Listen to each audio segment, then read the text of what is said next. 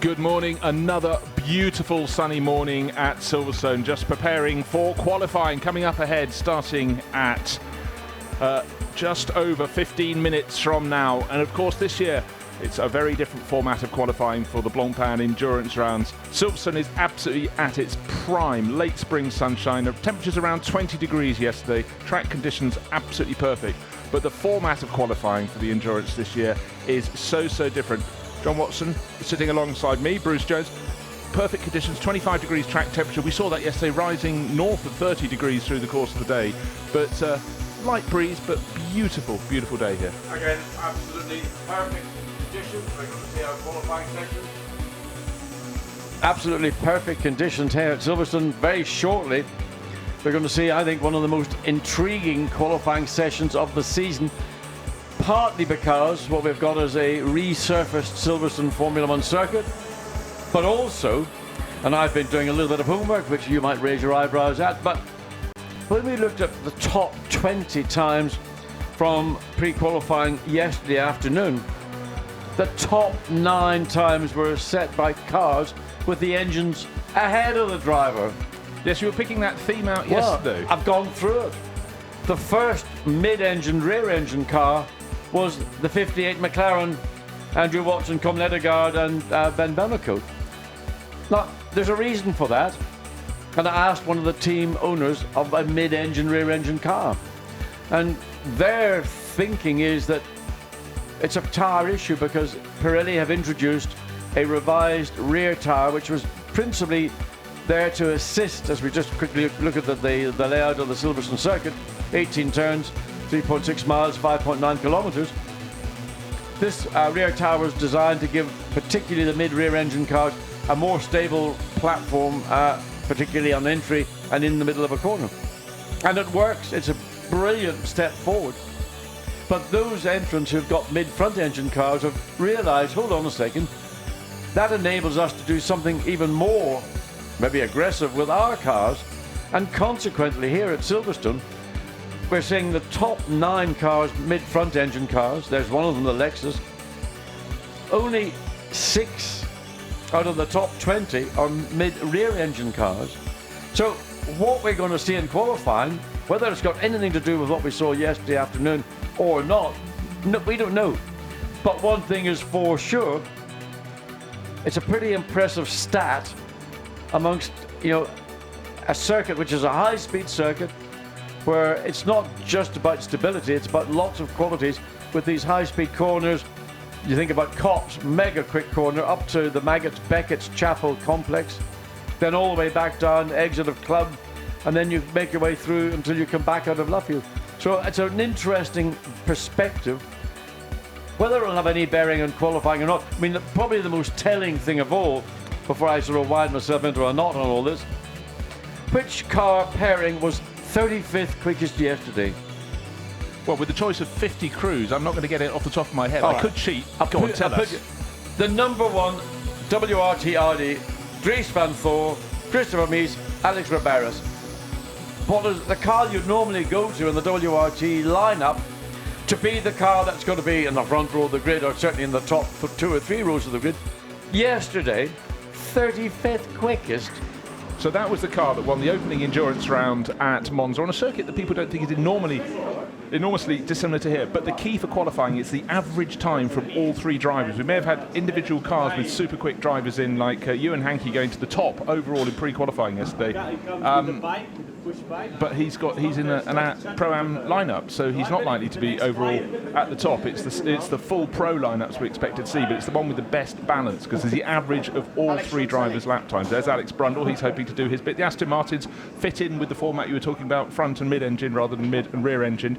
He was just around the tail of the top 10 yesterday, just outside 11th, in fact. Yeah, I mean, the Aston's a case in point. And as you pointed out, the quickest car yesterday was the 49 Mercedes Ram Racing. Ewan Hankey, outstanding, Ron Munman at 57.447. Now, that's a Pro-Am car, and one would assume that once we get through the final of the 3 qualifying loops, that car is unlikely to be the pole-sitting car for this afternoon's 3-hour event. And what we will more than likely see is a realignment of the mid-front engine than the mid-rear engine cars. So there will be more rear-engine cars in the top 20 than there were, for example, at the end of that practice session yesterday afternoon. And also, John, I think it's worth pointing out, when you've got a Pro-Am entry, you've got some bronze drivers in there, so Sally Yurluk and Darren Burke won't be able to achieve the lap times that Ewan Hankey has done, so they will overall, on average, slide back down. Likewise, yesterday, we had Buncombe and Leventis alongside Lewis Williamson. He was second fastest, another Pro-Am pairing, but they're not going to be able to match that overall pace, so they will slide away. Track conditions, to be said, absolutely perfect. Great to see Straka putting on a fabulous show. There's the 44 car, one with the red. In fact, they've got always have had dark liveries, normally black, with bright colours on them. The 44, which has got Oliver Rowland coming into play, fresh from his first Formula One run with Williams, and trying to adapt. He adapted a little too much by exceeding track limits yesterday. Like many drivers, he's had his knuckles wrapped, but he's going to have fun. Well, within Blancpain this year, there has been a tightening up on abuse of track limits, and I have to say I'm 100% in support of that. But Oliver is coming out of single-seater racing, Formula 2. He had a run out at Barcelona last week in Williams Grand Prix car.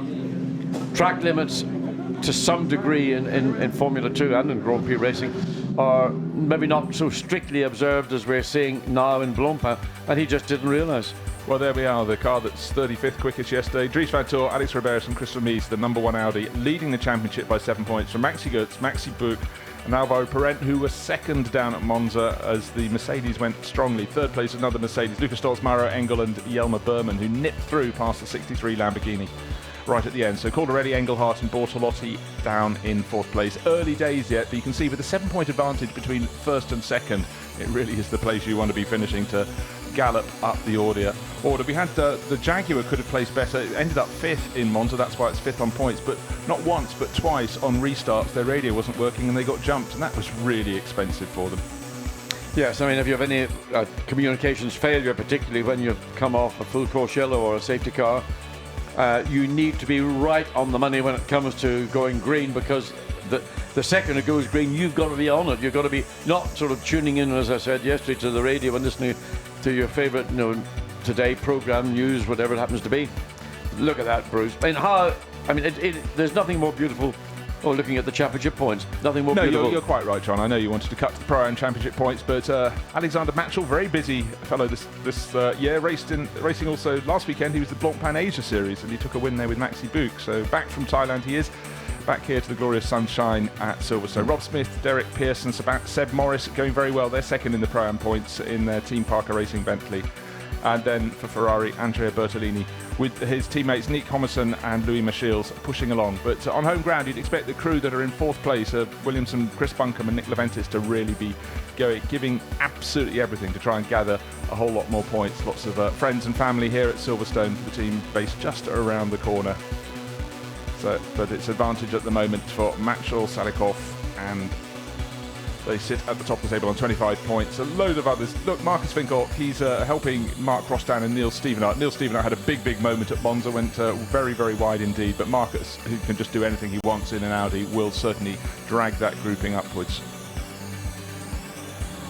So we're waiting for this session to get underway, and it was due to get underway at 37 minutes past the hour, so I think that might probably be marginal. We got the 9:45. Yes, but it was delayed for 2 further minutes. Yeah, there's notification, so we still got Formula Renault 1 course. Yeah, and top in the AM rankings is Philippe Duc, Fabien Barthez, and Eric Debar. So they've got an extra bonus point, not just 25 points for win, but a bonus point as well. So look out for them. Do you remember they're going from the Acker ASP camp, and it's a great place to be. Which team did Fabien Barthez play with in English Premier League? Was it Man U or Chelsea? I think it might have been Manchester United. But he must have been upset yesterday then as well. Yes, well, I think he's probably covered it rather well. He can move on and spend the day here at Silverstone pursuing his new love. In fact, he's been around for quite a while now in the racing scene, so it's not just something he's jumped into. He's worked his way up over the years, and great to have him on board because he's always a great interview. Yeah, he is a personality. He's a big figure between the sticks. In fact, he started racing in 2008 in the French Porsche Series, and was French GT champion in the Ferrari back in 2013. So he sort of earned his straps, but now it's time for the drivers to get serious. Just to reiterate, we have 3 drivers in each of all but one of the cars. And so driver 1 will go out in session 1, driver 2 in session 2, each with 15 minutes to play with and only about 7 or 8 minutes turnaround in between, and then driver 3. So we will be seeing some pairings rising to the top and then tumbling down as the teammates don't do such a good job, and others going in the opposite direction. So it's nothing is a given. Good to have the bright green Herbert Motorsport Porsche here, one of only 2 Porsches. They are 991, and the Mante Racing one, which is yellow and green, is 911. And that was just outside, about 15th yesterday afternoon, so that fits in again with John's theory about engines at the front or ahead of the middle seems to be the way to go at Silverstone. Yeah, I mean, the Porsche obviously has the engine hanging out behind the rear wheels. It's not what you describe as a mid-rear engine car, it is pure rear engine car. Well, we just mentioned Marcus Winkelhock, and Dakota's caught up with him and with Christopher Haase. Christopher, now you're looking very relaxed this morning. How are you doing? Oh, I'm fine. We have such a beautiful weather here in Silverstone, and just had some fun of it with my teammate Winkelhock. Yeah, we're enjoying it here, and we hope for a good qualifying result. Now your car got in a little bit of trouble yesterday, Marcus. Sorry? Your car got in a bit of trouble yesterday. You out of trouble now? No, I think it's going to be relaxed today. Nice weather, as he said. I hope the car is like yesterday. Actually, I felt quite confident in the car, and I hope just for a good qualifying. Who's quicker, you or Chris? We are both the same, I think. Chris, come on, who's quicker? We're both on it. You guys are both too honest. Good luck for qualifying. Thank you both. Thank you. Thanks, Dakota. There's always fun to be had when Marcus Winkelhock is around. He kept it under control there, but serious parries. They're both racing for the Sansalot Racing team, so they enjoy each other's company. That is plain to see. Christopher Haase sharing with Simon Gachet and Antoine Young, and Marcus Winkelhock just along the pit lane. So the one Jaguar in the event, the car that finished very well, ran ahead of expectations in many ways. This G3 Jaguar from ML5 Racing went very well at Monza. Caught out, as I just mentioned, by not once but twice having radio communication problems and getting monstered and losing places on the restarts after periods when the pace was slowed right down. Well, happy days at Silverstone, another glorious morning, and I had 2 consecutive days now where the weather has been absolutely, well, not a cloud in the sky. Track temperatures yesterday, as you mentioned, Bruce, got up into the low 30s, which probably is about as good as it's going to get at this time of year at Silverstone. But that, and combined with the new black top that has been laid on the Grand Prix circuit, drivers commenting on how much more grip was coming from the circuit, and certainly we noticed pretty early in the proceedings there was a lot of rubber going down, particularly coming out of Brooklyn. It's very obvious at that part of the track. Well, we've just been talking about Mercedes number 49, fastest yesterday. Let's hear from Sally Jolic. Sally, now you boys were the fastest on track yesterday. Are you going to be the fastest today? That's the goal, isn't it? I mean, we had a quite unlucky weekend in Monza, and we are here to make up for some of it, so let's hope so. And where would you like to qualify? Pole position. Whoa! And can you do it? Hopefully, yeah. There's big competition here. Yeah, of course. There's some really good lineups against us, but I'm confident of us, so we'll see. Let's see how you go. Thank you. Thank you, Dakota, down with Sally Jolic. Sally's sharing with Darren Burke, but the star in that car, there can be no denying, is Ewan Hankey, and he put in that performance yesterday, 1 minute 57.447 seconds. But don't forget, I just have to reiterate, and I'll probably carry on reiterating until we've got to the end of Q3. Each of the drivers goes out, one in each of the sessions, and we take the average of their best times. It's no good having one driver in the car who could do a quick time and the others are half a second away. That won't be the way to get to the top. You've got to have a really, really good, strong average. Yes, and the other, I believe, a gain from this revised qualifying method is that previously we had a pro driver setting, a pole time as in some instances, and then he wouldn't take the start. So you had a mix of talent at the very front, and that sometimes wasn't ideal. And we have seen instances where there's been contact going into turn one. We saw it only last year at Monza. It didn't even get to turn one, in fact, because it all occurred on the run down into turn one. So what we have now, I think everybody's much happier with, takes pressure also off the gentleman or the less experienced driver, when he's surrounded by what I would call full-on professional drivers who do not take any prisoners. They're out there and they're going to make sure that they can put on a show and get through where they need to. Ricky Collard just chatting to team members of the Road Racing BMW. They again showed really good pace throughout that session. Ended up just looking down to see where the Road Racing in fact, they didn't get into the top 20 in the end, but no, there's one 15th place. 15th place, in but fact. They had been deep in the top 10, but that just showed how much it changed. Let's go down to the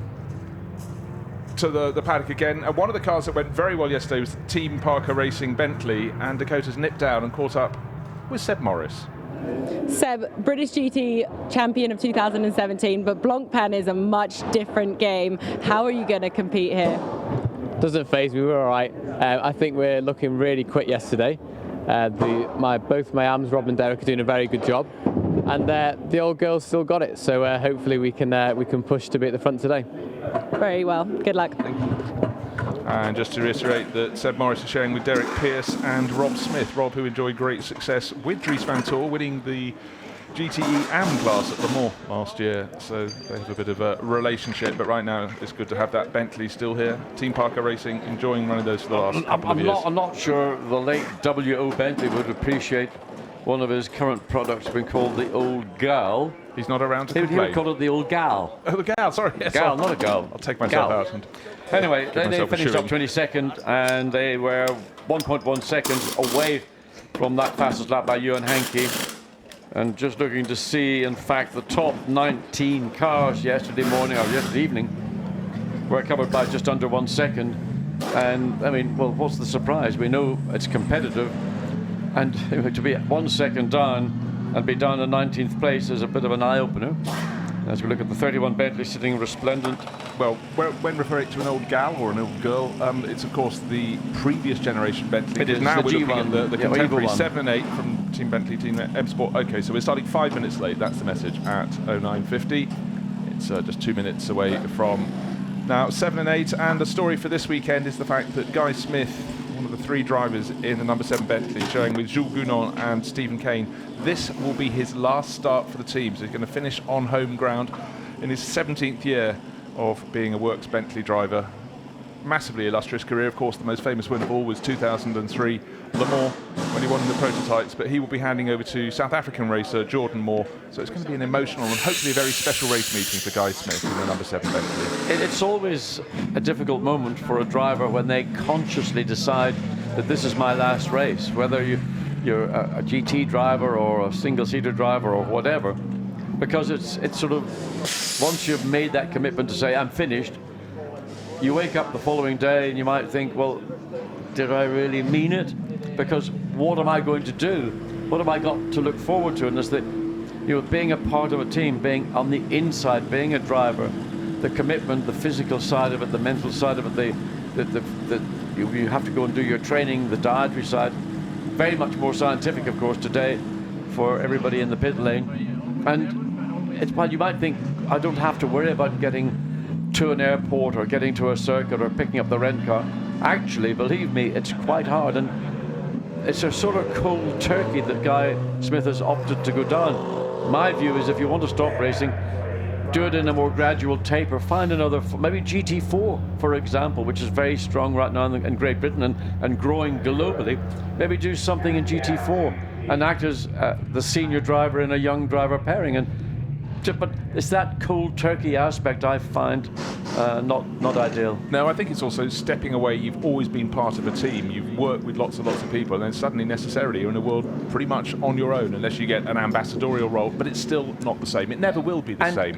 One of the differences is when you make your first visit to a circuit, to another Blancpain round, for example, in maybe later this year or 2019, it's not the same when you walk into your old team. You're not quite on the inside of the inside, and that you think, oh, why am I not being involved, or why am I not fully involved in technical discussions? And it is a funny feeling. It takes time to adapt. I'm sure it is. So the session underway, and I'm sure you could end up drinking rather too many cups of coffee if you come in and you're not fully engaged. So the Lamborghini is right up by pit exit. That's number 82. The first driver out, and that should be Phil Keane. driver with so much experience on the British circuits, but really starting to grow internationally as well in the 82. Lamborghini 1 of 3 from the Grasser racing team. Grandstand starting to fill up, but actually a lot of people lying out on the banking around the circuit because the weather is just so fantastic here this morning. Brilliant day, Friday and yesterday, but the wave green flags around the circuit. So drivers out, should have 50 of them going out for their first run around the circuit this morning. Of course, when they ended yesterday, track conditions very different. They were a lot warmer, but no rain overnight. And the big point that John was making yesterday was how much rubber's being put down. So the track should be getting faster and faster. In fact, in these conditions, should be brilliant. A little bit cooler. I mean, the ambient is a little bit cooler, the air that little bit more dense, so therefore it gives the hate calling them motors, the engine normally, particularly a normally aspirated engine, will benefit from that. But also there will be a marginal benefit from aerodynamics because the denser air will generate a little bit more downforce. So the car might feel fractionally different. Apart from that, the ambient temperature has an influence as well. So everybody out 13 minutes and 23 seconds. So there's not a lot of time. You've got to get out and get on with the program. So some of the teams opted to go out at the earliest opportunity. 1 or 2 will maybe hang back and just go for that one really quick lap. Hopefully they get a clear lap to complete it in.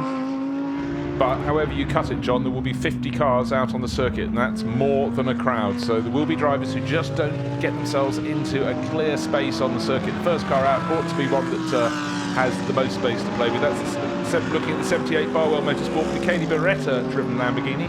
That's the one with the blue flashes on the side. So Lamborghini and Audi,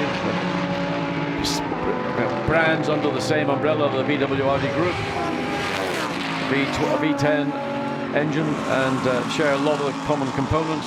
Obviously the bodywork is different and aerodynamics consequently are different as well.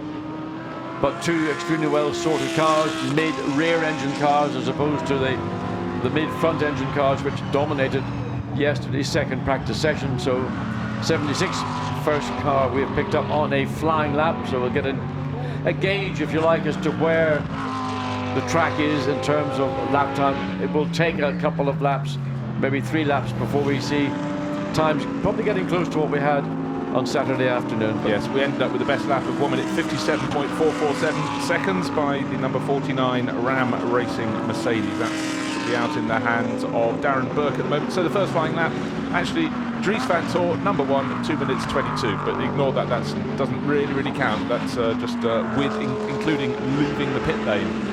Need to keep an eye as watching Phil Keane as he came through Club Corner. There are marker cones on the outside of Club Corner to prevent drivers from literally going way off and then getting a straight line back through the second part of Club to get extra speed along the Club straight. There were a lot of driver warning flags yesterday. They would have been, this is the time your punishment could be a great... He's backed out of it all. Just suddenly, Phil Keane decided I wasn't happy with that lap. I don't know whether that was anything to do with coming out of Club Corner. That was actually Michele Beretta, I believe, in the 78. Yeah, but the number 4, one of the easiest Mercedes spots, so super bright. And that is in the hands at the moment of Mauro Engel, who's been a busy boy. He was competing at the Berlin E-Prix yesterday. Makes us look a bit pedestrian just doing 1 race meeting per weekend, John. He's just gone, I mean, literally jumped into the car having flown in from Berlin last night, a 158.7, and that is the first proper lap. 158.7 would have put him outside of the top 22 yesterday, but bearing in mind it's his first flying lap around Silverstone this morning. So a pretty good effort. Another of the Lamborghinis. Well, that's not just slowing, that is all but stopped down the Hangar Straights. That's one of the Ombre racing cars, number 12 by looks things. So that's very unfortunate indeed for Davide Rizzo, I think, on board that one. There's Derek Pierce in the 21 Parker Racing Bentley. Right, we've got a new name at the top. It's a Lexus again. It's Marcus Paltler, 114. That was the slower of the 2 Lexuses yesterday. And unfortunately, this is not what you want during a session where it's very short, only 15 minutes to go out and play, and one of the 2 Bentleys sitting in the pit lane there. Yes, the hood off and work going on the number 8 on the engine. So Derek Pierce comes out of Luffield and literally thunders his way through Woodcote, comes across start-finish line, and let's have a look and see where that puts. Good effort, 159.1. Yeah, Derek Pearce will be pleased with that. So we've got 4 cars under the 2 minutes mark, 5 minutes, 5 under the 2 minutes mark. So there's Seb Morris nodding his approval. Rob Smith normally jumping up and down with delight, is keeping the race face on, but he's got to go out next to do his qualifying run in Q2. Car number 12 stopped on the track and continued. That's the one we saw. It was the Ombra Racing Lamborghini, Andrea Rizzoli. So not what we want here is Dries van Tor. At the moment, not got a flying lap on the board because that was counting as an out lap, the one we saw. The number 1 Audi, John just pointed out before that it was only 35th fastest of the 50 runners yesterday. No particular problem, but 2 spins and then bang, Dries van Tor goes into second place, just over a quarter of a second down on the number 114 Lexus, and that in turn is usurped by Jules Simkowiak in an Acura ASP Mercedes. He shares with Jack Manchester and Nico Bastian, and that goes top 1 minute 58.005, so just over half a second down the ultimate pace set yesterday, and the 114 Lexus going super well. Yeah, fastest overall in the first sector, looking to find a way past the Mercedes coming into Luffield, down to Brooklands, and that has sadly for him seen probably the opportunity to go quickest overall. It's now 62's gone quickest. The R Sport Aston Martin, Alex Brundle behind the wheel on 157.7.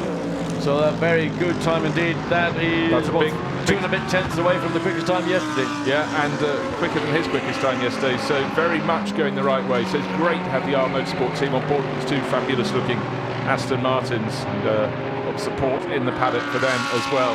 Not surprisingly, Paltala was caught out, lost that. We saw him getting caught by the SMP Racing Mercedes, and that is why he hasn't improved. Stays third. Power steering problems for the number 8 Bentley, so at least it's not interrupting Guy Smith in his final run, but for Vincent Abril, it's very frustrating indeed. Sitting in the pit lane, you can see half the session, it was 15 minutes, has just been run. 7 minutes 30 remaining. Here's Alex Brundle, not so quick on this lap, but he's banging that super good lap, 0.3 of a second, precisely faster than Jules Simkowiak at the top of the time charts. Well, fastest sector 1 on this lap for the 76 Aston Martin, the 62 currently holding that provisional pole. So Aston Martin, look, now we're running when it really counts. It's not just for homework, this is for grid position. So fastest overall second, so strong run indeed by both the Astons, and assuming he can get clear of the Lamborghini as they come down into Brooklands, which they've done. So no traffic immediately ahead. This is an opportunity to consolidate the current provisional pole position held by the 62. As the 76 Aston Martin comes out of Luffield now, swings through Woodcote Corner, and lap time is going to be 156.6. Whoa. Wow. And that was in the lap where it looked like he was constantly about to be compromised by traffic. Fastest by just over a second. So we're riding on board the sister car that's now second fastest. That's a rather funny little line on the thing. We got the names of the 3 drivers, but it's Maxime Martin, but read from the top, Martin, it's Martin Brundle Kirchhofer. He's double-barreled now, Brundle Kirchhofer. And wouldn't Martin love to have that when he does his commentaries? Well, there I am, it's my car, you know. Yes. A reminder, that was an astonishing lap from Mathieu Vassilier, the French racer, fastest by 1.068 seconds from his own teammate, who in turn is a 1/10 of a second clear of the new 3rd place runner, which is Mauro Engel, the number 4 Black Falcon Mercedes. How about the number 1 Audi at the moment with Dries van Tor at the wheel, down in 11th place? Wow, I'll tell you what, big commitment from Dries van Tor coming through Abbey. Had the car right on, I mean, he was dancing across the racetrack, ran that curve, and normally you don't see somebody getting that wide on the exit of Abbey as we saw Dries van Tor, but the young Belgian driver only knows one way, and that is flat out personal best, first and second sector. How much this is going to be a lap to challenge the top 3, well, actually challenging the 4th place car, which is the 58 McLaren of Andrew Watson, the first of the mid-rear engine cars. That probably is going to be the benchmark for the number 1 Audi right now. I think he's going to try and pop himself into second place with that 1 second advantage between the 76 Aston Martin and the 62 Aston Martin. Sweeping through Woodcote, where's the number 1 going to slot in? Into second place, at least I got that bit right. 57.300, so he's 2/3 of a second down on Vassilier's astonishing lap in the 76 Aston Martin, all looking off in the pit lane. Alex Brundle's still got time to fight back, and he's just been slightly slowed in the middle sector, having improved his opening sector, but it's not Aston Martin 1-2, it's Aston Martin 1-3 at the moment, with the number 1 Audi slotted in between. So the lap where we saw Dries van Thol and a spinner up at the exit. One of the BMWs, just looking from our It's the timing and Walker scoring. Horse Motorsport BMW number 36. There it is, and the exit of Luffield. So he's spun on the exit and spun across the track, almost at the point where the pit lane entrance is. You can see the pit lane entrance just ahead of the 36 BMW Henry Valkenhurst. So, Well, if you're the team owner and team boss, I guess you're the one waiting who's to allowed to see. spin the car. We're not seeing any yellow. Well, now we've got a yellow flag in sector 3, which is the final sector at Silverstone. So everybody coming through that sector must be careful. Just the 63 Lamborghini making its way through as we speak. So going to cross the line. Red flag. So Now, this section is going to be stopped. That is very unfortunate. We were just watching Andrew Watson on screen heat set his personal best in sectors 1 and 2 in 8th place, likely to improve on that. So McLaren drives into the pits, and the BMW limps off the curbing. Car 23, Matt Parry, reported for hitting a cone in turn 9. Out at club, they've been warned. It does happen. Well, why did the cone not hit him back then? Yeah, I know. You know, if you're going to get Sunday morning. There we go, Henry Valkenhurst. Back end of the BM, slightly unusual exit on the part of the racetrack. And no doubt the torque from the V8 BMW engine just too much for the tyres. There we see everybody coming back literally at a walking pace, as is required under a red flag condition. Oh, so for drivers like Andrew Watson, who are very near pit entry, it was all right, they got in quickly. 3 minutes 56 still on the clock. So that means it's going to be very, very quick fire when the field gets released again. Scary, when pit lane Bruce, is open. scary. We like it like that, John, It's don't we? an out lap which will be at best from the pit lane 2 minutes, maybe 8-10 seconds, and then you've got one flying lap, and that's assuming that you start from the front of the pit lane, or the pit box nearest to the pit lane exit. If you're at the pit box at pit lane entrance, it's going to take you the best part of 20 seconds, 30 seconds to drive down. Well, what this does do, it gives a little bit more time for the M Sport crew to try and fix the power steering problem on Vincent Abril's number 8 Bentley. This is the car just coming in behind, of course, as John pointed out. It does take quite a while to get the back when they're made to slow right down to what to them would seem like walking pace. Just to reiterate, car 23 reported to stewards for hitting a cone in turn 9. There could be some punishment that comes with that. We will see. That's there are 2 cones on the outside of Club Corner. It's between the 2 parts of Club Corner, and you try to make a really one constant arc as you go through the corner, but if you get too far out those cones, and clearly Matt Parry has managed to sideswipe one of them, and he's been reported to the stewards for doing so. 10th fastest at the time of the stoppage. Just under 4 minutes remaining in this session. A lot of the drivers were just en route to their fastest lap and were scuppered, but what we do have is Mathieu Vassivia sitting very comfortably at the top of the pile, 2/3 of a second clear of the number 1 Audi in the 76 R Motorsport Aston Martin, the 2nd R Motorsport Aston Martin. Alex Brundle 3rd fastest, and then the cars are very, very close. The next 5 clustered in the space of 1/10 of a second. Marco Seefried putting the number 14 Lexus, showing that yesterday was no flash in the pan. He's 4th fastest. Dirk Werner 5th fastest in the Porsche, and the number 4 Maro Engel Mercedes just arriving in the pit lane, and that is 5th quickest. The time of Dirk Werner, currently 5th quickest. First time we've actually seen the real pace of the 911 Porsche, the Manthey racing car. Again, that's a pro car. So where will that end up overall? Because all 3 drivers are capable of matching the time of Dirk Werner. So that's going to be a strong top 10 qualifier, in my view. And some of the cars that we're seeing in the top 10 currently may not be there by the time we get through the final of the 3 individual qualifying segments. Well, the driver who set the absolute stunning time there is Mathieu Vassivia, and Dakota's hot-footed it down to our Motorsport, and it's going to talk to him. Mathieu, currently fastest in Q1. Is all going to plan? Yeah, for the moment we're happy. We'll see. It's in Q2, in Q3 also with the other driver. So, but so far so good.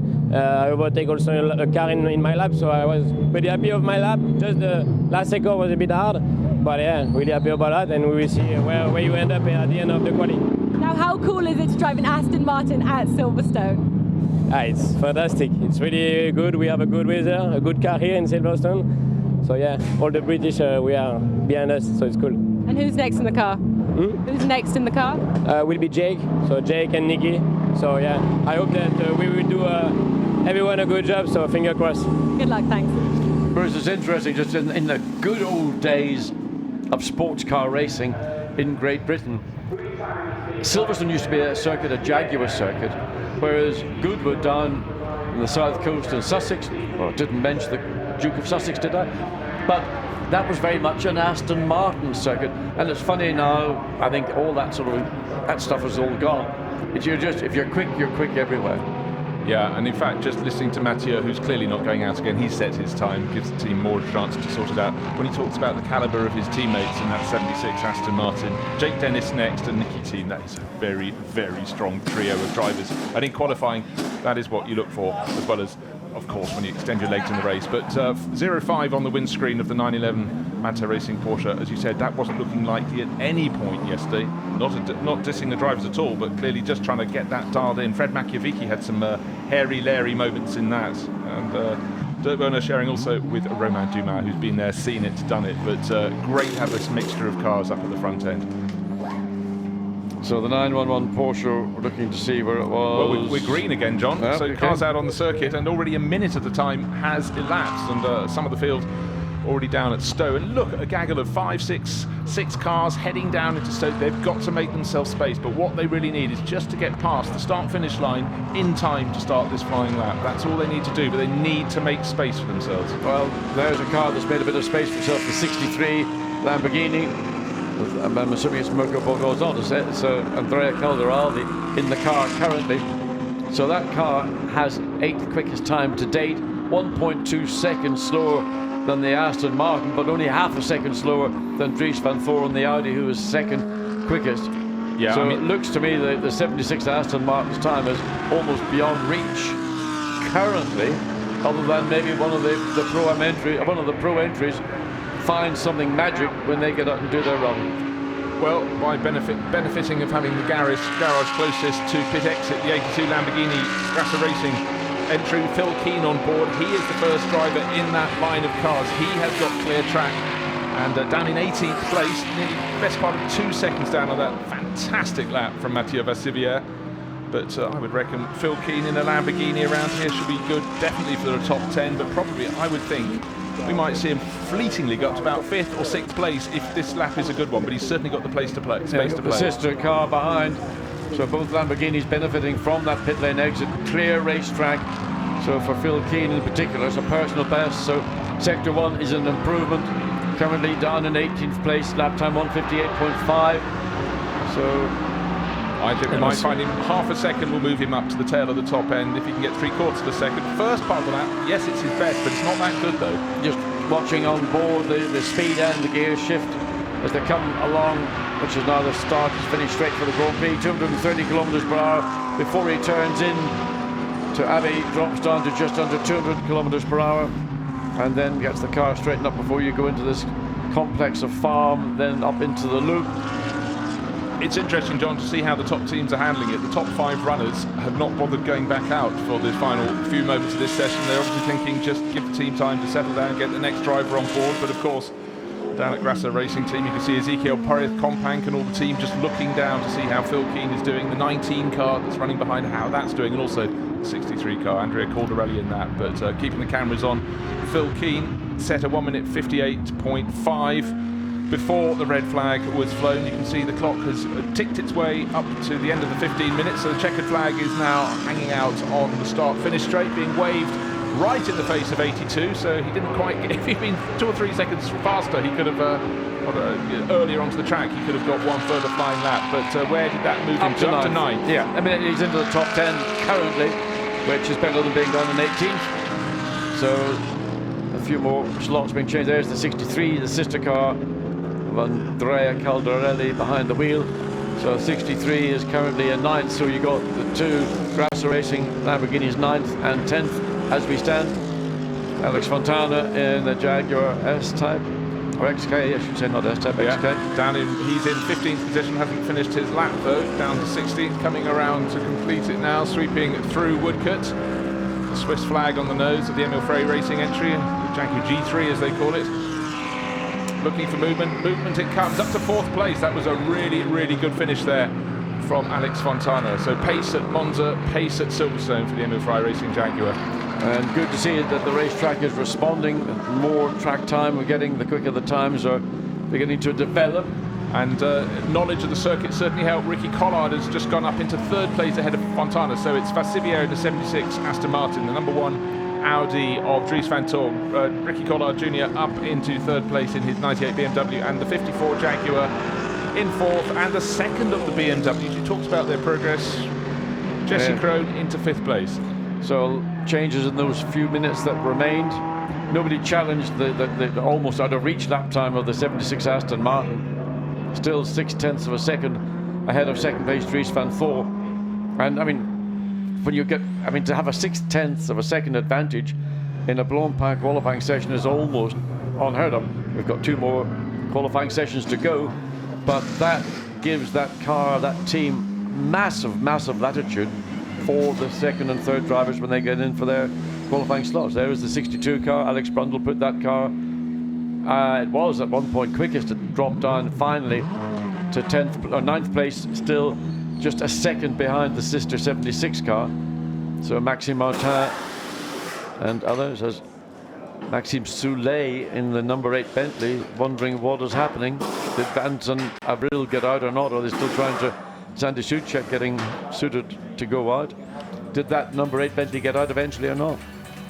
Didn't see it, but there we have that astonishing lap. 1 minute 56.637, nearly 2/3 of second clear. So fabulous run by Mathieu Vassivier in the SRO Motorsport Aston Martin. Dries van Toorn moved up into second place in the number 1 Audi, and then the BMWs came on strong. Ricky Collard and Jesse Krohn moving to third and fifth, separated by Alex Fontana. Great last lap from him in the session that was stopped to go into fourth place. But really the talking point after the first of the 3 qualifying sessions, all 15 minutes long, is the pace of Mathieu Vassivier. And looking at the lineup of his teammates, Jake Dennis and Nicky Thiem, it's all in qualifying about getting a well-balanced crew who can all deliver, because the average lap time of all 3 of them is what counts when we get to the end of Q3. That is what will decide the grid, but it's very much a case of Aston Martin at the top. They started to show their hand yesterday, broke into the top 10, but nothing suggested they'd managed to take a second off the quickest time of all from yesterday and end up at the top of the chart. So hats off to Mathieu Vassivier, worked the traffic very well indeed.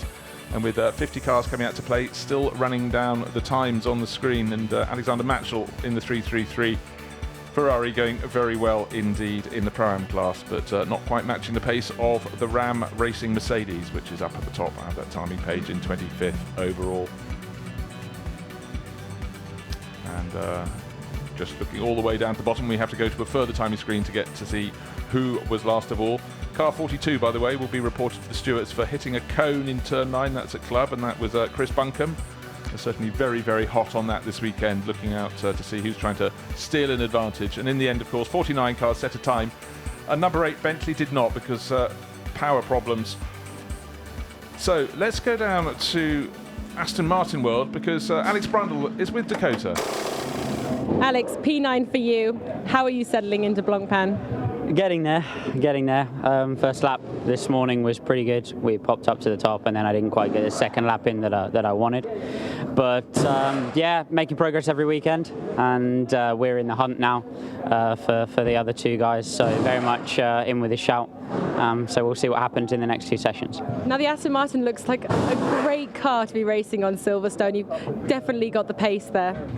Yeah, we seem to be pretty good this morning. I mean, obviously Vax has just put in a storming lap. He jumped out and was like, yeah, that was a good one. So I think that plays into it. But yeah, we'll see over the full driver range how it plays out. Do you think you were going to beat Matt?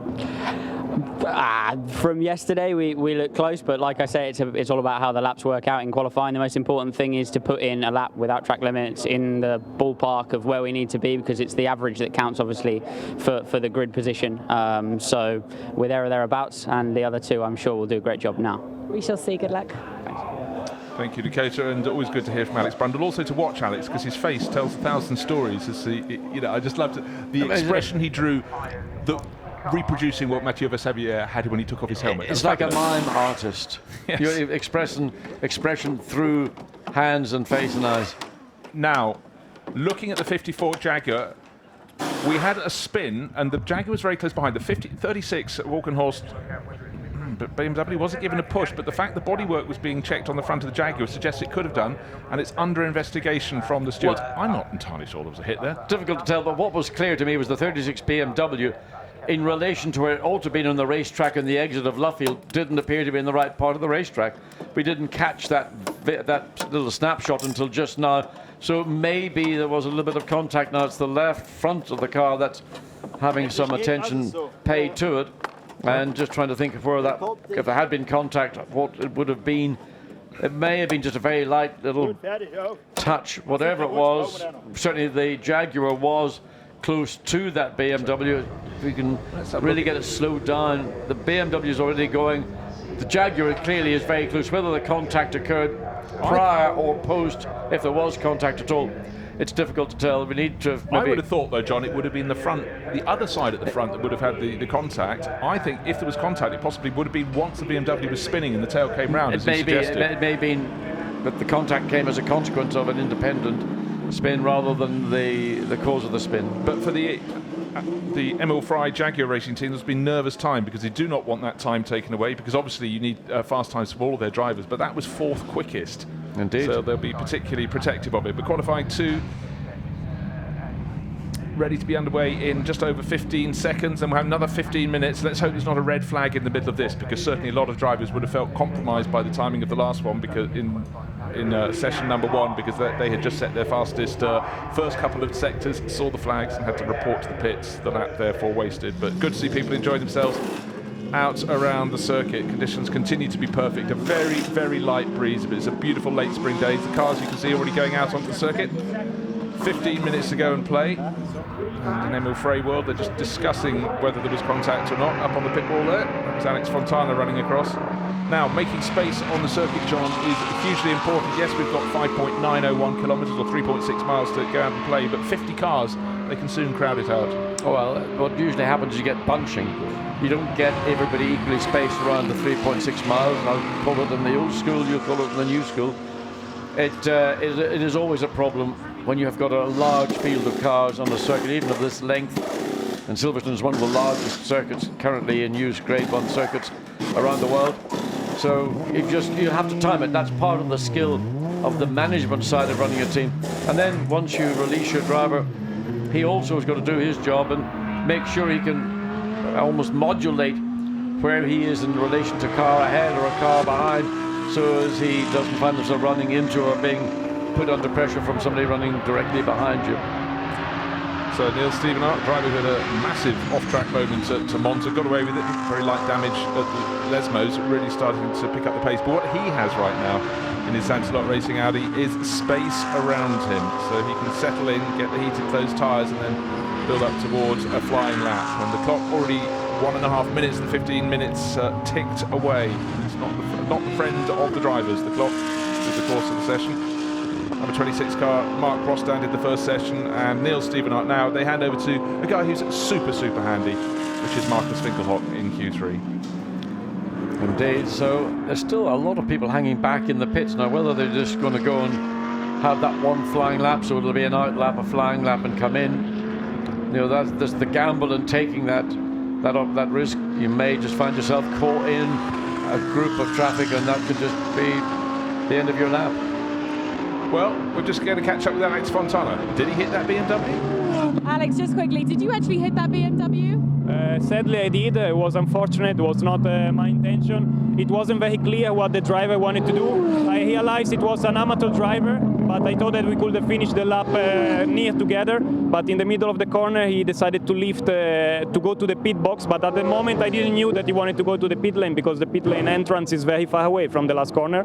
And I was full power, and I was surprised that he lifted the throttle and maybe even braked to move to the right. So I'm sure that he didn't make it on purpose, but neither did I. So I hope we can just consider it as a racing incident. Right, okay, thank you. The problem is that the pro driver, if he has contact with the AM, is always held the responsible party. Now, Alex, his explanation to me is a very plausible explanation. The pit lane entrance is there. The BMW was not on what it looks like now on the racing line. It was actually attempting to come in or making its preparations to come into the pit lane, and just maybe Alex Fontana was wrong-footed. So we'll wait and see whether there'll be a penalty or not given to that Jaguar, which would be a disappointment to Alex Fontana and to the Emil Frey team.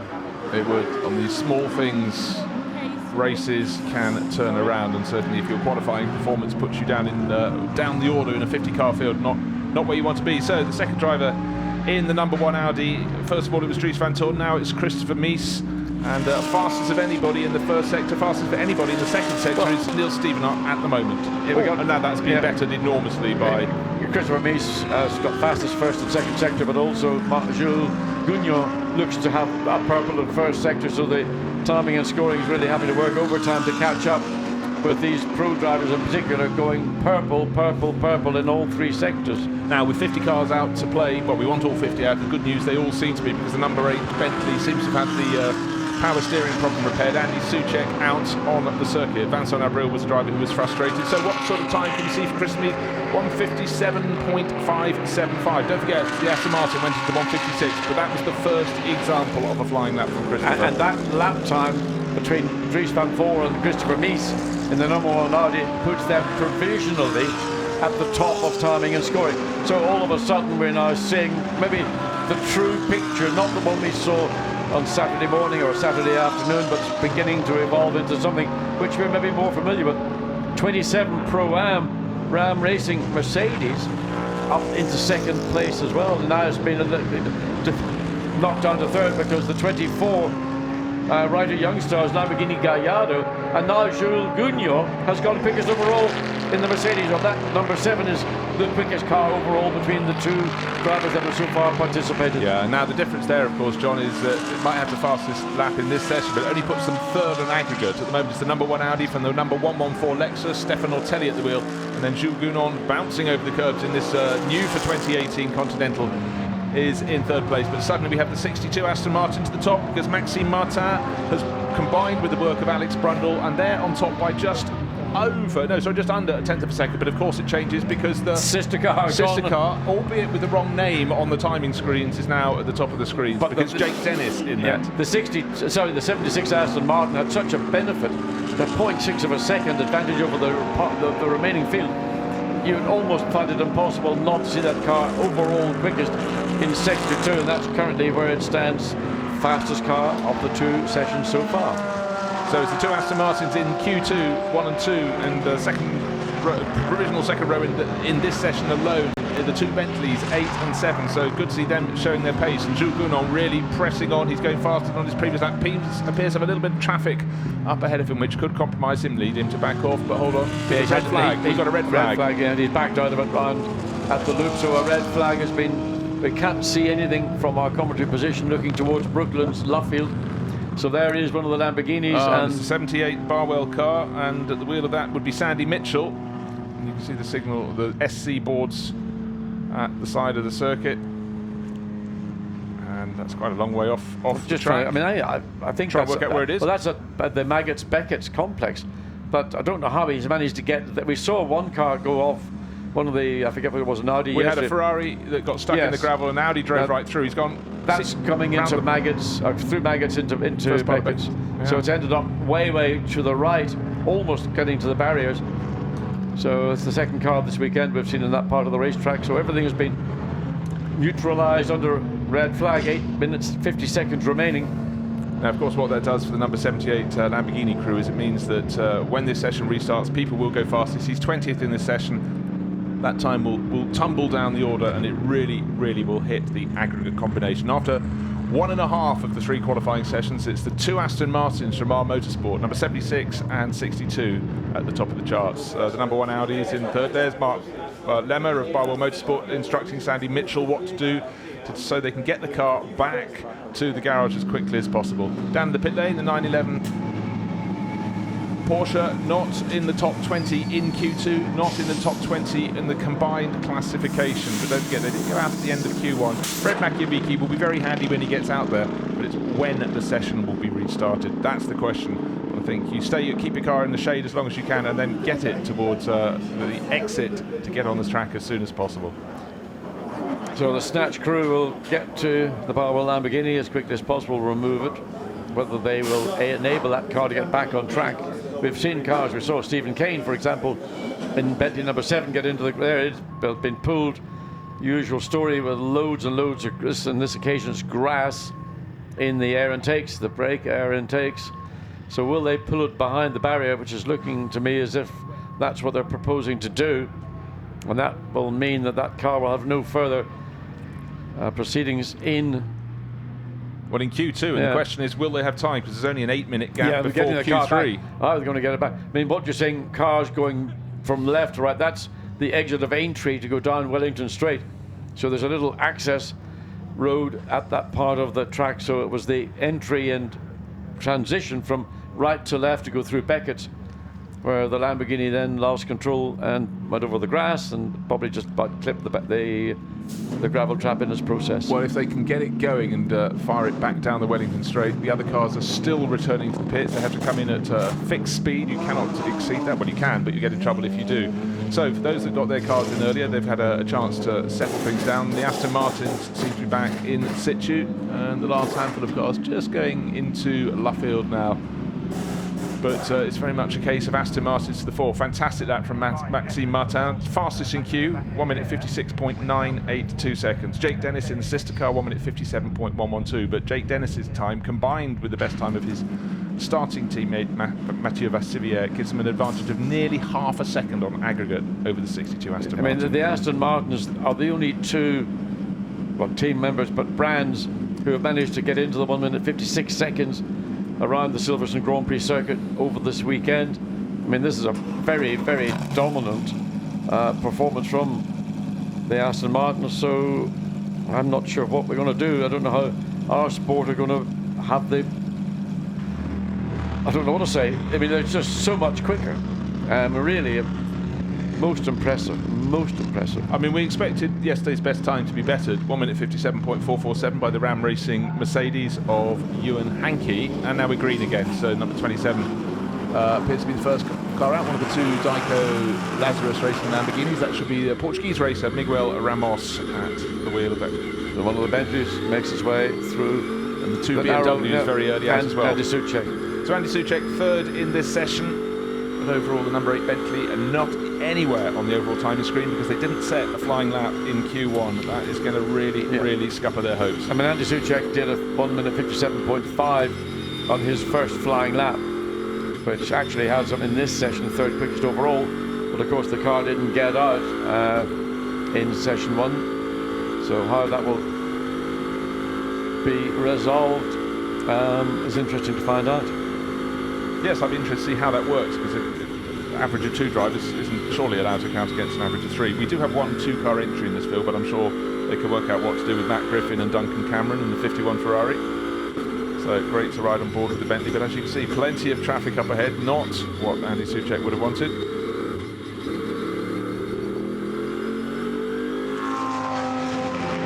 So the Nissan, Audi and Bentley in tandem all come through, McLaren following.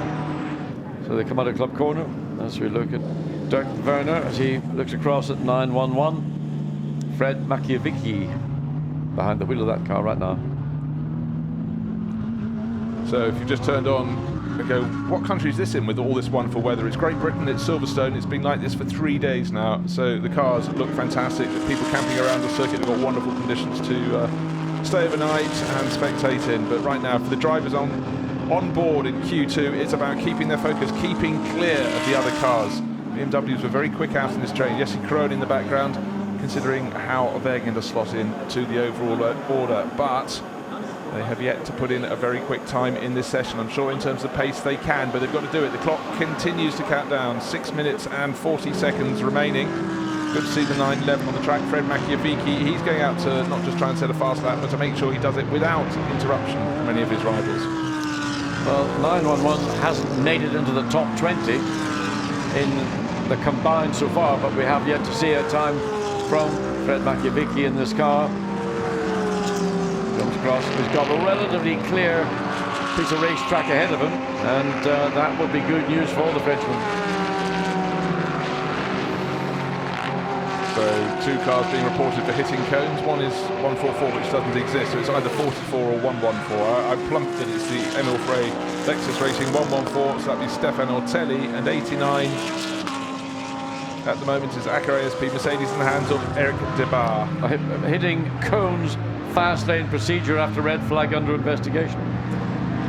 No end of penalties being handed out. So personal best for Makivicki in sector 1 through Stowe corner. Driver who's third fastest in this session is worth watching. It's the other Bentley, it's the number 8 Bentley, Andy Soucek. He set his fastest first sector, waiting to see what he does in sector 2. But Porsche currently not in the top 20 in Q2, but just wait and see, because Makivicki this is his first flying lap personal best in sector 1. So that will be a good start. So we need to see where this all-pro driven Mante Racing Porsche runs again, right out to the very edge of the exit curb. Car looks stable. So into the tighter part of this village farm, the loop we're coming into now. And really here it's all about traction, and well, Fred Makivicki managed to break traction as he ran the rear of the car over the curb on the exit, then through Aintree, personal best yet again. Still sufficient clear track ahead of him to enable him to get a clear, clean lap and see if they can get the 911 Porsche up into the top 20. Franck Pereira goes into the top 10 in 10th place because it was 9th, but now we've got some changes. Nick Yaloli in the number 98 BMW, just come across, mainly being a Porsche racer. He goes up into 4th, 1 minute 57.558. And here comes 911. Where is that going to go on the time? He's going into 4th place, so it just pips Nick Yaloli's time by 3. 5th overall, Bruce, 4th in the overall. There's the question. So the 98 BMW that Yaloli is 1 position higher on aggregate, because again we're balancing the Q1 and Q2 times, putting in on average. It's still the 2 Aston Martins, 1st and 2nd on aggregate, but Makivicki pushing very, very hard indeed. Now, how about the number 7 Bentley? That's in the hands of Jules Gounod. Looks like the middle sector's cost him. I'm afraid he had a good start to that. He's 7th fastest in the session, but at the moment the time on aggregate only good for 14th overall for the number 7 Bentley crew. I mean, these sessions just the blink of an eye. You don't know where to look, John. Well, not only not knowing where to look. It's just it goes so quickly because there's so much traffic out there. You follow one car, one team, whatever, and all of a sudden a minute's gone, 2 minutes are gone. So the 7 Bentley comes across start-finish line, looking to see whether he can improve in a 157.5, 157.7, so not as good as the previous lap. Number 1, which was the Dries van Thor, and now driven by Christopher Mies, 8th in the session, currently 4th overall, has just been eclipsed by the 62. But the number 14 Lexus top of the charts now in this session, Christian Klein, 156.802, so he's toppled the 2 Aston Martins from the top of Q2, and that puts the 14 Lexus 2nd overall. This is a circuit they are absolutely loving. So the 114 car is 12th on aggregate, but it's the 76 Aston Martin, but now Christian Klein in the 14 car, 2nd overall. I mean, this is like a box of, licorice all sorts. I mean, you've got Aston Martin and Toyota, or Lexus, I should say, right at the 4 here at Silverstone. And ordinarily, where are the Mercedes, where are the Audis, where are the Lamborghinis? Well, great to see Aston Martin and Lexus at the front. Fred Makivicki comes across start-finish line. Can he improve any further in the 911 Porsche? Currently in 9th place. I don't think that lap has done anything for the Frenchman. So no, it hasn't at all. But a person who's just made a few seconds earlier moved up to 4th in Q2, Adam Christodoulou. That 88 Mercedes is now up to 3rd overall. So we've got the 76 Aston Martin at the top overall. Christian Klein in the number 14 Lexus. Looking at him on screen, and we've commented, John, yesterday and today, it just looks to have so much poise. Yeah, I mean, the car is going where the steering wheel points it, which is fundamental, but not always easy to achieve. Car looks to have good overall balance, so good out of the loop, flat out to the left, through Aintree. Car tracks, no slide, just seems to be really, really glued to this newly resurfaced Silverstone Grand Prix circuit. Norbert Siedler watching on in the garage, not quite sure where to look, but for Emil Frey Lexus Racing, this is new territory for them, not just because they got the Lexus for the first time this year, but to find themselves consistently challenging at the front end of the field. They've really been on the rise. Nobody looks capable with 1 minute 20 seconds of challenging that time of 1 minute 56.8. I would suggest the two Aston Martins, still second and third in Q2, sitting in the pit lane. They won't be challenging. Christopher Meese's current lap has been cancelled, I'm assuming for track abuse. So Christopher Meese in car 1, that car overall currently in 5th place. In this session it is down in 8th place, so that last lap, the lap that Christopher Meese currently is on has been cancelled. 72, the Ferrari, SMP Ferrari, it's up to 6th overall, 6th in this session, and looking down to see where it has made it in 19th position. And that was the car that was on pole position for the opening race in Monza. There it is, red, white, blue, the SMP Racing livery. Miguel Molina, Spanish racer, pressing on yet harder, but his best time in this session, 6/10 of a second down on that astonishing lap from Christian Klein. So the tension mounts into the final half minute until the checkered flag comes out. 72 continues to press on. Molina, yes, he's improved in the first sector and now the middle sector. Down the Wellington straights he goes. No cars close enough in front of him to trouble him, but this will be his final flying lap as the checkered flag comes out in 10 seconds time. So they would like to see a little bit further improvement to get that car up from the current would be the 10th row if that was to be their grid position. So personal best, and clear track, Bruce, as you pointed out, should be a 3rd green as he comes across start-finish line. So the number 72 well, it wasn't it remains currently overall 19th and 7th in this particular session. Yeah, you can give him, fair enough, mate. Yeah, but you can see the disappointment that was on the face of Mikel Aleshin. Davide Rigon will be going for running. Stefano Telli in the sister Lexus, the 114, currently overall in 16th place. And 16th in this session. Indeed. But there should be an improvement. He only has to find a few little blinks of an eye. He should move up the order. But what he has is clear track, still very serious down in Emil Frey Lexus Racing. 114 seems to be almost in a session of his own, going out wide over the curbing. Sweeping through woodcuts. How good is that lap going to be? Personal best is up to 9th overall, and for Otelli that's 5th in this session, 9th overall. So both Lexus now with one session of qualifying remaining in the top 10. So what a fantastic, it's of course the 76 Aston Martin. Any other car, any other challenges coming through in the final few car coming through? One BMW charging into the pit lane, one charging past on the circuit. The 98 car, Nick Yaloli, was fleetingly up into 4th place in the session, ended up in 13th, but suddenly the tension is rising in the Emil Frey Lexus Racing garage, and Albert Costa just putting his earplugs in, but a lot of pride there. Christian Klein, yeah, he's very pleased indeed with that job. Well, we've now got Marco Seidfried going to take over the number 14 Lexus, and he'll be up against in the number 76 Aston Martin, Nicky Thiem. And the gap, that 0.418 of a second that the Aston Martin provisionally on that pole position holds over 2nd place Lexus. I mean, it's going to be an unbelievable lap from the Lexus, Marco Seidfried, if he's to challenge for pole position for this afternoon's 3-hour Blancpain Endurance round. 2nd round of a 5-round championship. Next round will be 6 hours down at Paul Ricard from evening into dusk into darkness. Probably about the same temperature as here, won't it, John? I think not. Bring on the Rouge Grille. Yeah, it pays to plan. But so at the end of that session, it's still on aggregate, or the combined aggregation, it's the 76 car at the top of the pile, but that fantastic lap by Christian Klein moves the number 14 Lexus up into 2nd place, and likewise Adam Christodoulou's fabulous run in the 88 Mercedes to move that car up into 3rd place. The second of the Aston Martins, Maxime Martin, did a good lap, but slides back from 2nd to 4th overall, and Christopher Meese, with a lap taken away from him, rather scuppered his charge in the number 1 Audi. BMW going well with their cars in 6th and 8th positions. Nick Yaloli, Conor De Filippi, and in between them, Lucas Stoltz in the number 4 Black Falcon Racing Mercedes. And then the second of the Lexuses, 114, good lap from Stefano Telli, and Fred Machiavicchi, 10th fastest. Well, he moved them up to 10th fastest with his run in that session. So we're looking ahead to the start of Q3. Another 15 minutes of action, may have a red flag in the middle of it, because both the first and the second qualifying sessions have had just that. But what we're going to see, it's about who has got the strongest average lap time, the fastest average lap time, who's got the strongest average crew effectively, but on the pace shown by the 76 Aston Martin, you have to say the R Motorsport team must be feeling they've got a little bit of an advantage, and at the moment they're 4/10 of a second clear of that number 14 Lexus on aggregate. Well, I mean, putting Nicky Team into the 76 Aston Martin, all it's going to do is consolidate, in my view, that provisional pole position that they hold.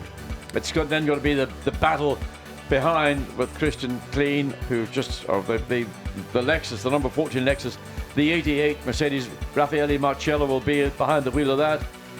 Then the 62 R Sport Aston Martin, Alex Brundle, we saw starting that session.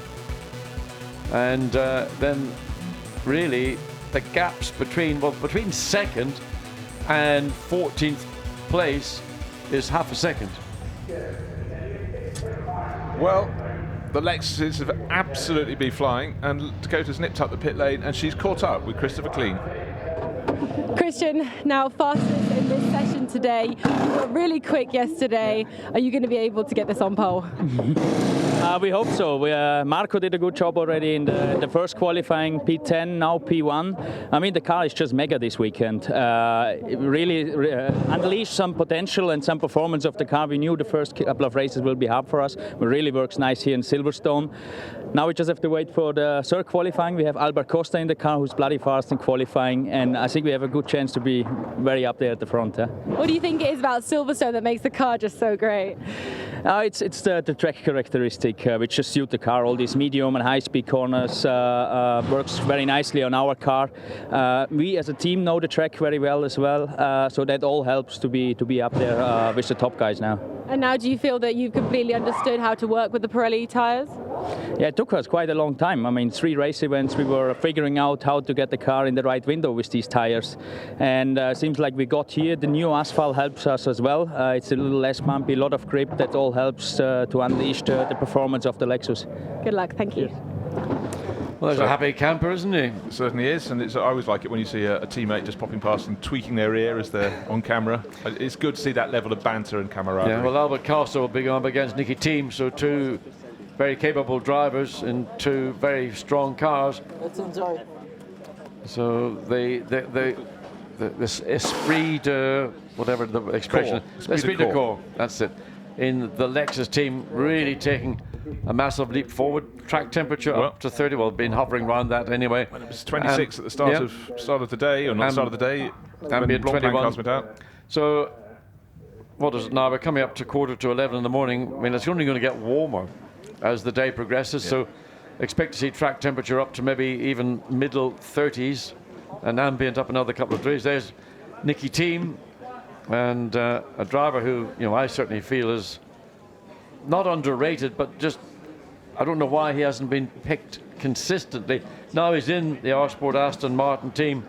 Maybe this will be the opportunity that he's really been looking for to fully establish his ability and confirm what we all know, that he is a really, really quick guy. And also competing for Aston Martin in the World Endurance Championship. Of course, that's a championship spread over 2 years, so there aren't that many races, so he's got a calendar that needs filling, and he's the sort of driver, has helmet, has race suit, will turn up, but he always not only lifts the team by his bubbly, upbeat personality, but he is very, very quick professional driver. He's a character. He is a genuine character. I mean, not every racing driver has that, you know, outgoing personality. A lot of them are introverted and fundamentally very shy people. But he's one of the more amusing people to bump into in the pit lane. Right, now looking at Bentley mechanics working, suggest that will be the number 8 car. That was the one that didn't get a set of time. It looks like it's going to be qualifying last because you need 3 sets of aggregate times. Didn't get one from session number 1, and unfortunately it was a power steering problem, and they've been working on that ever since the cars came in. We've just gone green. You can see one of the Lamborghinis going past in the background. So the race is on for these guys to get whatever the problem is fixed and get that number 8 car out. It will inevitably be starting from the back of the grid. So that will be a story for this afternoon. The race starts at 3 o'clock. Of course, I'm sure it will be fixed long before then. But it's about getting back out and trying, just hoping that if anybody else has a problem, you can at least have 2 good qualifying runs. Yeah. I'm not sure whether it's an electric power steering system on the Bentley or whether it's hydraulic. But anyway, the bonnet has been reattached, so they think they've got the number 8 ready to roll as the 7 makes its way out. And the thunder that the Bentley provides, followed by one of the 2 Nissans, the Evo 1 version of the GTR, Nissan GTR. Car to beat still is the 76 Aston Martin, which has been utterly dominant since we started this 3-segment of qualifying somewhat, 50 minutes nearly ago now. And just waiting to see in the pit lane, 13 minutes and 50 odd seconds to go.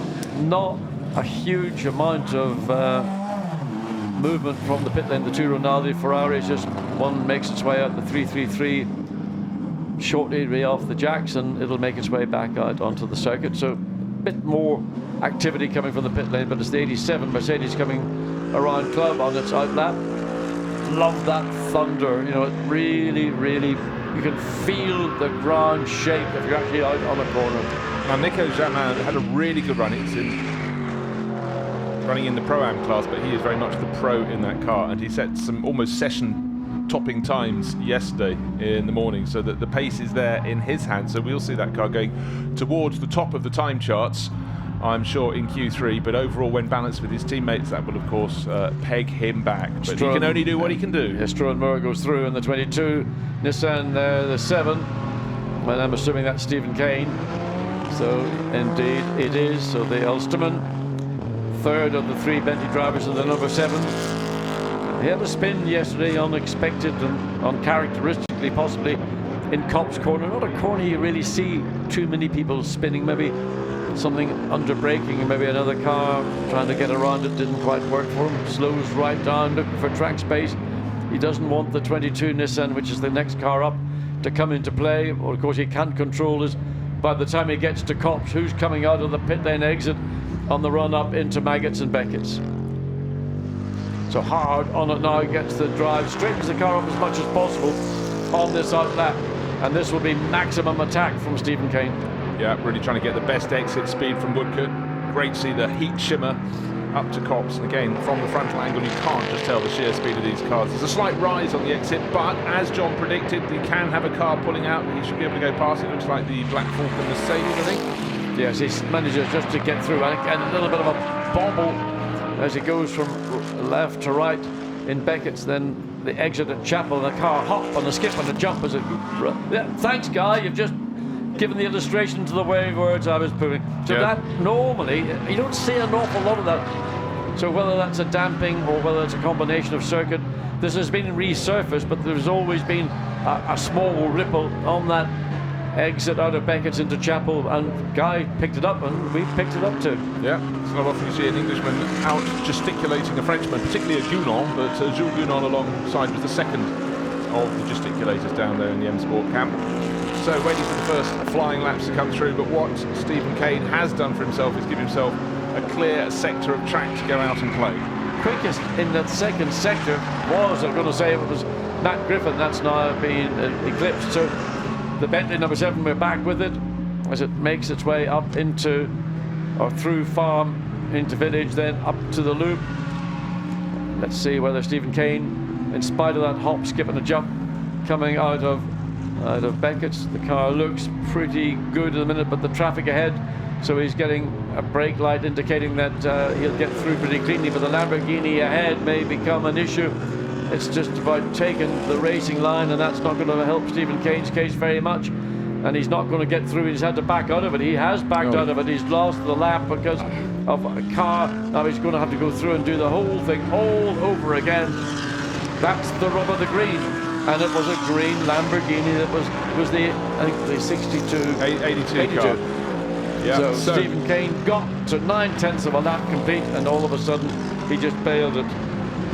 Yeah, better to do that than scupper your lap. So what the fastest time so far is, hello, there's a theme coming on here, it's the 114 Lexus, 1 minute 57.395 seconds. So again, great speed from the Lexuses. The second fastest car in Q3 is Nico Jamin, but that means, because 114 has got its third time in to produce an aggregate of the 3 runners, they're top on average at the moment. Currently with, well, they were just under 10 minutes of the session remaining, because Nicky Team has just gone top in Q3, and that also puts the 76 car back to the top of the time charts. The 62 entry. Marvin Kirchhofer, that means it's Aston Martin's 1 and 2 on overall aggregate, because a great lap there. 4th quickest in this session for Kirchhofer is enough to put the 62 car slot in behind the 76, half a second between them. So that brilliant lap from Mathieu Vassilier has handed tenths of a seconds to his teammates. And the 54 Jaguar, as you mentioned, in 4th place, ahead of the 17 Audi van der Linde. So very, very tense moments. This is where it all suddenly begins. The pattern that we've seen on Saturday in the practice sessions. Well, the only thing that's been consistent is the sister car. This is the 62 car. The 76 car, utterly, totally dominant. Martin Kirchhofer in the 62 car, currently in 2nd place, and Aston Martin lockout provisionally. Yeah, 1 and 2 on the grid, 76 and 62 at the moment. But wait, number 14 is on the charge. Albert Costa, we can't see him on the overall top 20 on combined or on our Q3 screens, but trust me, he's just actually slowed down a little bit in that middle. Oh, that's 114. 14 is what we want to look for. I think it's a very quick lap about to be produced, but you go a little bit blind when people are off your timing screens, but Albert Costa is absolutely flying. Well, we've got 2 timing screens, one giving what's going on right now, and the other screen giving us the combined of 2, and then into the 3rd session. So 114 completes another lap. Norbert Siedler does not improve. Waiting for 14 to come through. He seems to have disappeared from the universe. I saw he had the fastest first sector of anybody, but maybe he's had to back out on that lap. Didn't get to complete it. So on aggregate, it just goes through now. So 14 has just gone through. Yeah, and his lap in fact wasn't in the top 10. Now fastest in the session is car 88. It's Raffaele Marciello. That puts it 2nd on aggregate, so it's no longer an Aston Martin 1-2 and the number 4 Mercedes. Lucas Stoltz has moved that up into 3rd place in aggregate. 88 in 2nd place, but 62 has now gone into 3rd place. Okay, it's chopping and changing, but the thing was, until literally 10 seconds ago, the 76 Aston Martin was sitting on an aggregate advantage of nearly half a second. It's down to 0.159 of a second. That's a fantastic lap from Marciello to bring the 88 crew in the mix. Indeed it is, and it just indicates the bonus that the 76 Aston Martin had after that first session, when they had almost half a second over the rest of the field. So now it's Aston Martin, Mercedes, Aston Martin, Mercedes, Audi, Lexus, Jaguar, and going to another Audi, then a Mercedes, Ferrari, another Audi. Yeah, and the Ferrari that's down in 10th place is the SMP Racing one. This one you can see on the screens, that was on pole in Monza, certainly not on pole at the moment. How far down? 9/10 of a second down on aggregate. Top 10 now by the 23 Nissan, the Evo version. Alex Buncombe has got that car into the 5th row of the grid provisionally. 6.5 minutes of the session remaining, and time still coming, and they're looking back at the Aston 62 personal best for that car. Maxime Martin behind the wheel. Yeah, brilliant lap just been produced by Daniel Kalvitz to lead the Pro-Am class, 2nd fastest overall in that 333 Rinaldi Racing Ferrari, and that puts it 14th on aggregate, the lead car in Pro-Am. 62 still finding its way around the circuit. Marvin Kirchhofer 4th fastest in this session, but on aggregate that car is good for 3rd at the moment. Yeah, Dennis Bulletov in the number 35 Mercedes up to 8th overall. Maxi Kurtz in the 43 Mercedes up to 4th in this session. And looking to see where that car might be in the overall scheme of things. It's overall in 10th position, no, 11th position, no, 12th position, dropping as cars come across start-finish line. 3rd fastest in Q3. That quick lap was produced 1 lap later than expected by Albert Costa in the 14 Lexus, and that moves the 14 car up into, well, not even in the top 20. No, it's up to 3rd place overall now. That's where I couldn't find it. I was looking below the 62 Aston Martin, so the better of the Lexuses up into 3rd overall. 3rd fastest in the session for Albert Costa, and I think he's got a little bit more up his sleeve. 5 minutes remaining. Who else is going to show their hand? We're going to have another fast lap from Raffaele Marciello. No, because that's his car in the pit lane, the 2nd on aggregate, and it doesn't look as though that's going to be going back out again. How about the 43 Mercedes? That was right in the mix down at Monza, but at the moment they are outside the top 10. They're in 12th overall. The 2nd place Mercedes has got 2.259 of an advantage over the 14 Lexus. Maybe that's why the Mercedes, the 88, was pushed back into the garage. Actually, John, it's only 1/10 of a second. That's the gap between them. Overall, it's 259 on the top Aston Martin, right. the 76 car, so it's very close indeed. But certainly the 88 Mercedes has been tucked away. A number of other cars coming back in as well. Who's going to be the player that delivers in the final moments? 4 minutes remaining. Albert Costa up to 3rd overall. that car third in the top three as we speak. Davide Rigo in the Ferrari 72, he's gone 5th quickest in the session, and that Ferrari is now 13th overall as we wait with just 4 minutes of the session to go. Now the best of the Bentleys is down only in 20th position overall. Unfortunately, Jules Gounon in this session is good for not even in the top 20 actually, so better on average. Romain Dumas and the Porsche just comes across start finish line to do another lap. That car presently 8th overall, and Romain Dumas in the session, well, he actually was 13th in the session, but the times achieved by 2 previous runs still good enough down. In fact, they've been dumped down to 9th place. Otelli in the Audi, in the Lexus, that's a telling story in an Audi, in the Lexus in 8th place. So literally almost the usual story. Cars coming across the line, recording personal bests. As we look at the number 1 Audi. What we seem to be getting though, I've just been watching the progress of the number 14 Lexus, Albert Costa. He seems to do a quick lap, a slow lap, or maybe he just simply, if he feels it's not happening because of traffic, he backs right off, then he attacks again. We saw, of course, the Bentley trying to do that and getting slightly caught out in the hands of Stephen Kane. Well, you really, if you haven't got an opportunity to conclude a lap and you've got traffic ahead of you, then really the best thing is to back out of it. And the Audi number 1 just dancing around the nose of the cars that came through the complex. There is the 14 Albert Costa Lexus, and that looks like it's on a relatively gentle lap. So overall third, 2/10 of a second behind the 76 Aston Martin, which has maintained that provisional pole through all of these 3 qualifying sessions to date. 77 spun and continued at club. Car 27 spun and continued at club. But a driver who hasn't managed to deliver yet, and we're into the final, almost the final 2 minutes, is Ewan Hankey. He was fastest of everybody yesterday afternoon. But the 49 car not flying in this session, not in the top 20 overall on average. But you expected that one to be one that started slowly and worked its way forward. Not happening. No, and pretty much everybody has done what they're going to do. We've got the 63 Lamborghini just making its way through Woodcut right now. We're not saying that car's 14th overall. It's up to 12th place, so Mirko Bortolotti has dragged another few tenths of a second.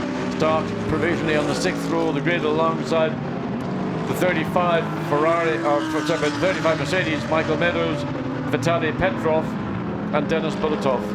So Denis Bulatov has done the time in that car to get the 35 Mercedes onto the 6th row of the grid alongside the 63 Nicky Team. Look at that, happy Nicky, man. Yeah, Nicky Team up on the pit wall, always a team player, and he's sitting on that advantage. 0.159 of a second in the 76 Aston Martin. And he knows the 88 Mercedes has parked itself in the garage, doesn't think it can topple it. Can anybody else? We've got just over a minute remaining, and almost all of the top runners in the pits. In fact, every car that seems to come around through Luffield is tucking away. Look at one of the McLarens. Yeah. That's the 58 car that Andrew Watson went very well in earlier on.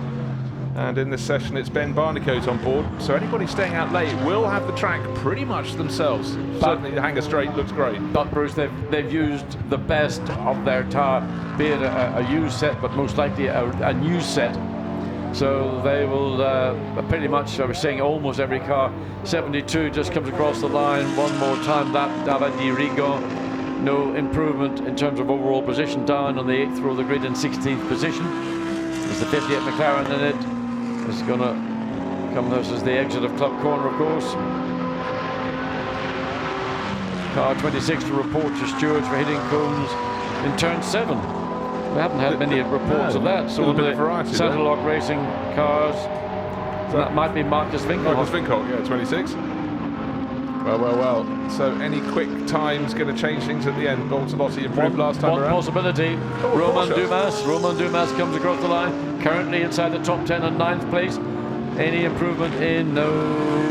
Close to his best, within 2/10, but not enough. That checkered flag is hanging. So for anyone crossing the line, this is the end of their session. How about the number 4 Mercedes? Will that make a move in Jelmer Berman's hands? No, it doesn't, and that remains at 7th overall. But BMW's been there or thereabouts, but the 98 car at the moment good for 6th overall. The sister car 99 down in 13th. So 58 McLaren continuing on doing the best that they can. The Ben Barnacle behind the wheel, he takes the checkered flag. So down in 36th position, not where the McLaren team would want to be. That's a tough situation. Garage 59 entrant. There, the Aston Martin team, congratulations, well earned, super job all around by the 76 and the 62 cars. On the one car on pole, second car on the second row of the grid. That's the sort of thing if a team comes to an event, two cars you'd like to see. Now, car just about to complete its run, doing so now one of the last across the finish line. Is there a change on the big screen? No, the driver who was fastest yesterday, Ewan Hankey, does not go up the order. How about the 44 Mercedes or the 72 Ferrari? Looking at that, doesn't have an improvement in either of its first two sectors, so not likely to move up the charts. So those last few cars coming through do not change the overall thing. But a driver who really pushed on, ended up second overall. Let's hear from Raffaele Marciello. Raffaele, that was an absolutely mega lap. Yeah, we had a good lap. The car behaved super well. I was quite lucky on traffic, so I had a good lap. My teammate did also a great lap time, so our average was good for P2. So I mean, it's good position for us. The track is quite well for Mercedes, so we can have a good race today for sure. P2 is a great place to start from, but it's going to be a very long race, isn't it? Yeah, it's 3 hours. There is not so much degradation with the new tarmac, so we'll be like a long quali almost. So yeah, I'm happy because when you can push all the race, there is no degradation. Will be super fun for sure. Good luck, thank you. Well, that all goes well for us too, if they're getting all that kind of grip and low degradation. As Raffaele Marciello indicated, it could be a hot qualifying for 3 hours. So here it is, the overall order, all three sessions combined, and it's that 76 Aston Martin remaining at the top, but the gap came down to just 0.159 of a second on aggregate, and then a tenth of a second further back. Combination of Seafried, Clean and Costa in their number 14 Lexus up into third place. The second of the Aston Martins, number 62, qualifying fourth, and the car that won in Monza, the number 1 Audi, good for fifth overall. Top car in the Pro-Am class, the 333 Ferrari of Matchell, Salikoff and Kalvitz in at 20th position overall. And the top car in the AM class, the number 53 Ferrari, that came out at the top of that little grouping. Nick Homerson, Louis Michels and Andrea Bertolini, whose quick lap at the end brought them up to 35th overall. And have to go all the way down to the field to see what happens if you lose a session, if your driver doesn't get out in one of the three sessions, how it really can cost you. So we work down to cars right at the tail of the field, but they're just under 3 seconds down on aggregate, 1 second per driver. But the problem for that number 8 Bentley didn't set a time in qualifying session number 1 and remains firmly rooted at the bottom of the table in 50th overall. But some happy faces down at Emil Frey Racing. That's Albert Costa, very good job. They ended up third fastest with their 14 car, and the sister car 8th fastest. So the Swiss team really has been making great progress. See Stefan Ortelli in the background as well. He's probably pretty pleased with his lap time too. So yes, applause all round and hugs. But hey, something going on at 3 o'clock this afternoon. It's a 3-hour race, so they've got to swing their focus away from qualifying and over to that as quickly as they possibly can. But let's go down to join the Aston 76 crew and catch up with Jake Dennis and Nicky Thiem. Boys, a massive congratulations. Nicky, whoa, you were flying. I have to say thank you to the French guy. He's coming in a bit, but he was flying today. I have to say, Jake and me just have to do a banger lap, but still a really good lap, and that's we did it very consistent, all 3 drivers, and yeah, now we have pole position. It's great. Second race for the team, and on home ground for Aston Martin, it's perfect. Jake, this flying French guy has a name, right? Yeah, but we still call him the flying French guy. Matt's done an incredible job. Q1 to do that time is pretty impressive. You have to hand it to him. Yeah, and like Nicky said, we just had to finish the job, make a clean lap, no track limits, and yeah, first pole for the team, and yeah, we've ended up first and fourth, so it's absolutely incredible. And here he is, that flying French guy that's going to put this car on pole. Congratulations. Thank you. Yeah, congrats to my 2 teammates as well. We did an excellent job, so now we just need to finish the race in a really good position, so P1. Let's see how you go. Thank you. Nice, please. Well done. Great to see the SRO Motorsports team. We've got some very smart team shirts as well, and the drivers remember to put them on. Nicky team obviously did that final session, but I think we heard from Raffaele Marciello, but he was very, very quick. His time also in the low 156. It was quick fire. Let's have a look at the highlights of the 3 qualifying sessions that ended up with that 76 Aston Martin taking pole position. So it was all about each of the drivers in all 50 of the crews going out and setting one good flying lap in each of the sessions. Their times would be aggregated. The 114 Lexus crew started to show some pace early on. In session 1, it was driven by Marcus Paltela, and they built on that. Then we had the 36 Henry Walkenhorst BMW possibly being given a push, but certainly going for a spin. That brought out the red flag, scuppered a lot of drivers' best laps. They had to come in the pits and start all over again.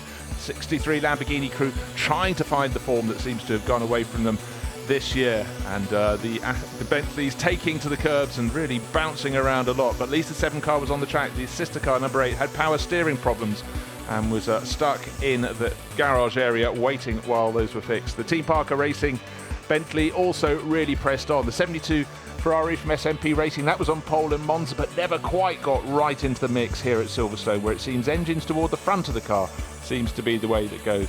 It works best. The 114 crew continued to push on, and Christian Klein, Albert Costa waiting to see where they would end up. The power steering problems at the 8 Bentley crew continued to be fixed, and going to the edge of the circuit and beyond, we saw Raffaele Marciello really starting to fly. But it was the Aston Martins sitting at the top of the chart. 76 would end the session in pole position. The sister car, number 62, would be second. It looks like it's going to be a great run on home ground.